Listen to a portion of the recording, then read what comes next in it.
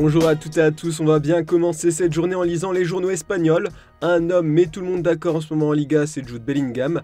Porté par Mr Goal comme l'appellent les journalistes d'AS, le Real Madrid a abattu Retafe alors que les merengues étaient menés au score. Auteur de 5 buts et de 1 passe décisive en 4 matchs de Liga, on pourrait presque croire que c'est le nouveau numéro 9 du Real pour Marca, qui en fait son éloge. Le journal estime qu'il est l'homme du moment, son maillot est en rupture de stock dans les magasins.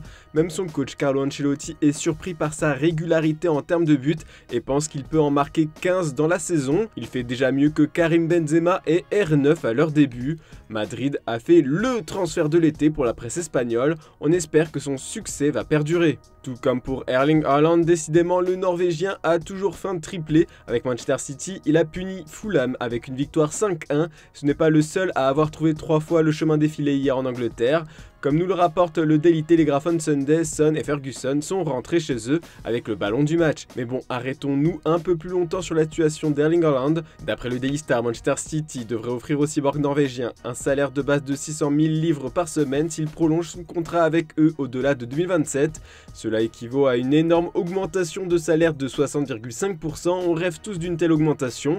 Il deviendrait le 8e joueur le mieux payé au monde. Le but est de faire sauter sa clause libératoire prévue pour 2023 et ainsi éviter de le voir rejoindre le Real Madrid ou l'Arabie Saoudite l'été prochain. D'ailleurs, d'après Marca, le club espagnol ne compte pas mettre en péril sa stabilité financière et ne devrait donc pas se lancer à l'assaut du coûteux Erling Haaland. Les dirigeants ont tranché entre Mbappé et Haaland, ce sera le français. L'idée de le voir arriver l'été prochain plaît énormément à Florentino Pérez. Ce qui est sûr, c'est que les deux hommes ne seront pas recrutés la même année. Direction l'Allemagne, on a eu le droit à un match avec de multiples rebondissements en Bundesliga hier. Le Bayern Munich s'est imposé au forceps contre Gladbach. Pour Bild, cette victoire n'est pas à donner au crédit d'Harry Kane qui a semblé absent. Par contre, le jeune français Mathys Tel a permis au Recordmeister de remporter les 3 points en fin de match. Ce qui fait aussi les gros titres outre Reims et la nouvelle polémique qui touche l'équipe nationale. Dans un documentaire sur la Nationalmannschaft prochainement diffusé sur Amazon Prime, on peut voir et surtout entendre Niklas Süle se disputer avec Joshua Kimmich. Le joueur du Bayern reproche à Süle de l'avoir insulté pendant le choc de Ligue des Nations contre l'Angleterre, joué au stade de Wembley il y a un an. Comment me parles-tu sur le terrain ? Lance Kimmich à Süle qui lui répond « Ne me parle pas de respect, ne discute pas avec moi, je serai le dernier à ne pas parler avec respect. » Pas sûr qu'ils partent ensemble en vacances. Et dans les pages sport du Daily Mail on Sunday ce dimanche, on apprend que les dirigeants de Manchester United ne veulent plus vendre le club. Les Glazers sont sur le point de retirer Manchester United du marché, ce qui va exaspérer les supporters qui veulent que les Américains quittent le club. Les offres pour ému n'ont pas atteint les sommets espérés par les propriétaires.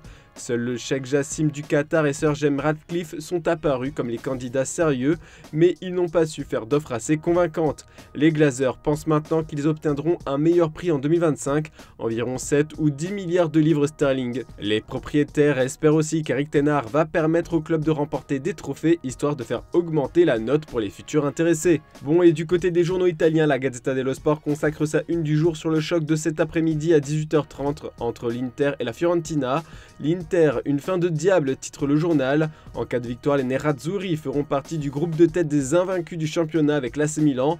Mais ce qui nous intéresse le plus se trouve sur le site du média italien. En effet, d'après le journal au papier rose, Paul Pogba est devenu l'une des cibles prioritaires des clubs saoudiens Al Ahly et Al Ittihad. Ils pourraient tous deux faire une offre pour l'international français de 30 ans avant la fermeture du mercato saoudien.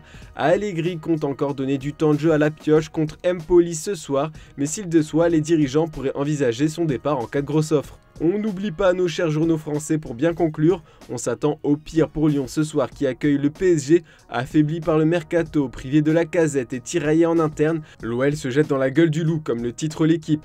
En face, Paris n'a jamais été vu comme aussi serein pour un début de saison, alors quelle arme utiliser pour battre le PSG, se demande le journal Le Progrès. Attention, on ne parle pas de football mais de finance, comment concurrencer Paris sans les pétrodollars? John Textor compte sur la multipropriété avec des transferts liés et des échanges de connaissances pour maximiser les profits et réduire les coûts. Seul bémol, ça demande des résultats sportifs rapides. Lyon va devoir remonter la pente, ça commence peut-être ce soir. Voilà, c'est tout pour ce dimanche, on se retrouve demain matin pour une nouvelle revue de presse. N'oubliez pas le JT Foot Mercato en fin d'après-midi. Bonne journée à toutes et à tous.